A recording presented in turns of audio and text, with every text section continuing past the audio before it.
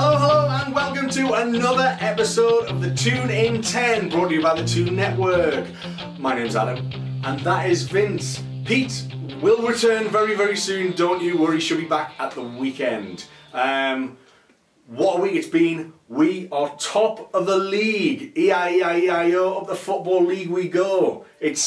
How do you feel, Vince? Look, some of our viewers may remember this, I know that young fan base, but when we came up in 92, Here we go. there was a chant that used to go around the ground, "We are the black and white, sitting at the top and we're doing alright." So I want to see that one brought back from the depths of shit, Back from the 24 archives. years ago. Back from the archives. God, I feel old now, so yeah.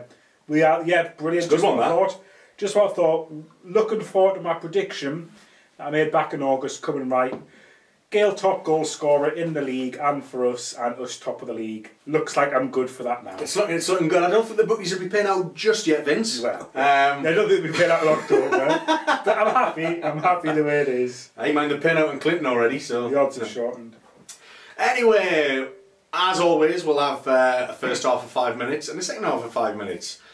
So, first half we will be discussing, basically the last 6 points that we've won. Home to Brentford 3-1, and more recently on Tuesday night the 2-0 away to Barnsley with 6,000 strong away support. Very jealous I wasn't there. Looked incredible.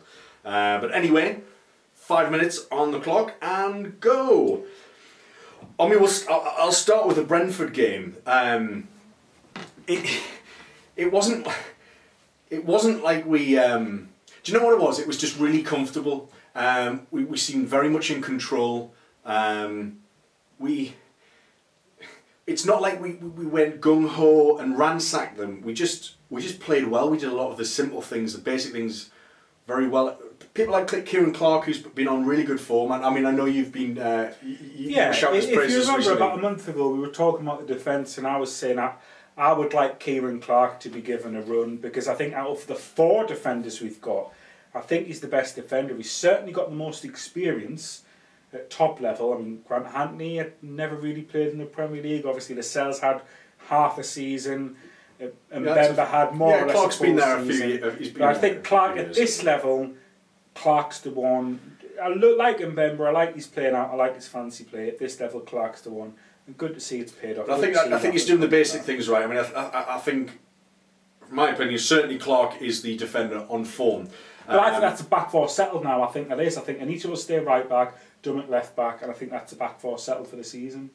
I can see Darlow staying as well. He's a tinker man, but he has. I think the back four will stay settled. Yeah, and Mbemba, I think we'll get another chance. I still rate Mbemba very high. I just think at this level, Clark's the man. I think, like, in terms of the game, the way it went. I mean, Shelvey again. He was at the centre of everything. And what impressed me, it wasn't that, he got 2 assists. He basically, he almost got a half assist for Gale's first when he put a long ball forward into the box. But it was his work. It wasn't just his passing range, in general play, and his intelligence. And I mean, he controlled. He was pulling all the strings. But for me, he put in the defensive shift as well. It was his covering that impressed me.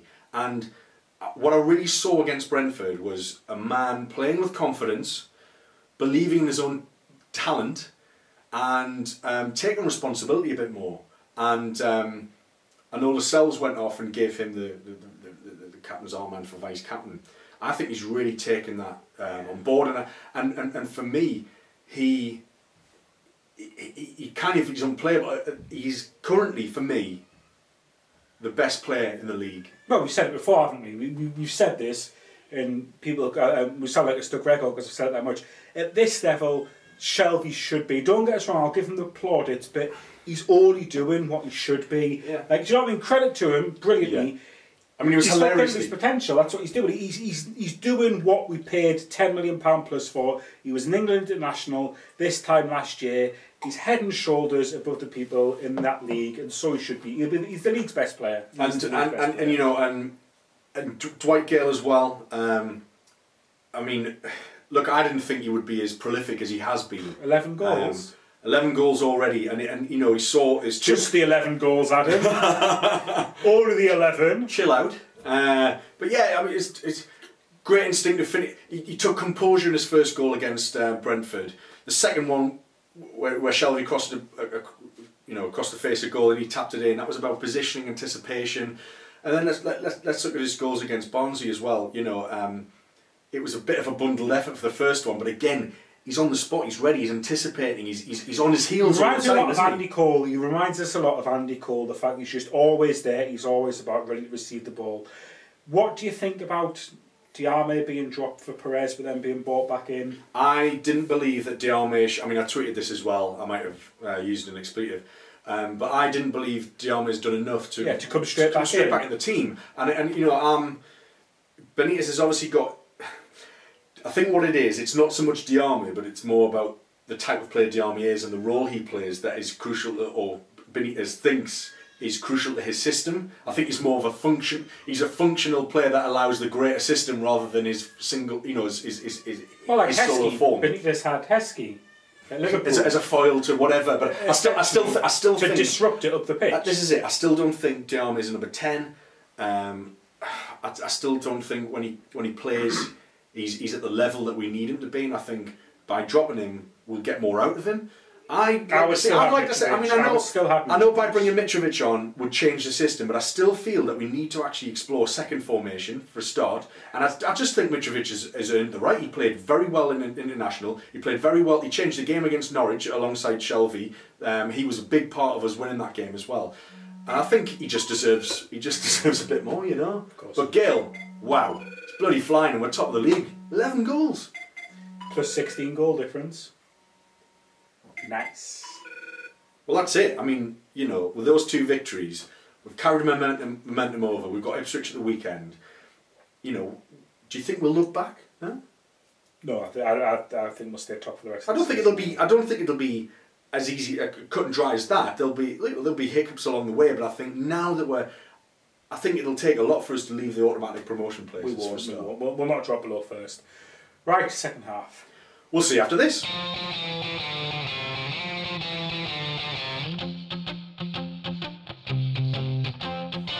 Hello, and welcome back to the second half of the Toon in 10. Funny stat I've just seen on Twitter the last couple of days is they're doing Dwight Gale goals this season 11. Middlesbrough 7, Sunderland 6. So that's pleasing to say the least. But I did a Sunderland friend of mine. I was speaking to. I got friends from Sunderland. I was speaking to him yesterday. He says, "Do you know what, Vince? No matter what, no matter how many points you've got, you'll always be one place below Sunderland." He makes a fair point. I'm sure next season we'll be switching. I think but he makes a fair point. He's reaching a bit for positives, I have heard a lot of Newcastle fans going about, "I'd rather be in our position than Sunderland's." What do you think of that one? Would you rather be in our position or Sunderland right now? Think about the future. I think in terms of the context of the club and what we need to achieve, I think it's important that we are in the Championship at the minute. We needed a reboot. Yeah. But ultimately, we need to be in the Premier League, and that's where hopefully we're headed. I'd rather have our squad and our manager though. But yeah, there's a lot of. I think our squad and our manager would certainly be doing better than Sunderland in the Premier League. Without doubt, yeah. Well, more of a unit, absolutely. I think they're a bit. If you compare to squads like Burnley, Watford, I feel like. Then again, we came down last season. Anyway. Yeah, I mean, I was just saying. There's a lot of crack this week about Pardew replacing Dwight Gale for Conor Wickham, etc., etc. So it's pleasing. I was at this. I've had this bet on with a guy I know, Jim, last year that Conor Wickham wouldn't score more than 5 goals last season, 5 league goals. How many did he get? Still haven't paid up, Jim. Still haven't paid up. Bit of bunts. To be fair, though, I think Palace will have a good season. I think they'll finish top 10. No. I think they will. No. It's the players they've signed, even though they lost to West Ham. I think the players they've signed. I think they've signed really well. Pardew can ruin Ben Arthur, I think. So anyway. Yeah. We digress. We digress. Anyway, for the second half, I think I want to delve more into the enigma there is John Joe Shelvey. Delve into Shelvey. Yeah, let's delve into Shelv. Time they're ready and go. Yeah, there was a Guardian article just came out a couple of hours ago, and basically it was a Louise Taylor one, but she was basically it was kind of the call for an England call-up for Shelvey. What would you say to that? Well, he certainly hasn't regressed as a player. I think when he first came to us, he naturally dipped in form, but you have to understand that there were difficulties at Swansea when he did come to us, so because of that he was tailing off. And I thought he started well, the first couple of games were good, and then he did dip and obviously wasn't starting for a few games. I think the Championship's going to be the making of the fella.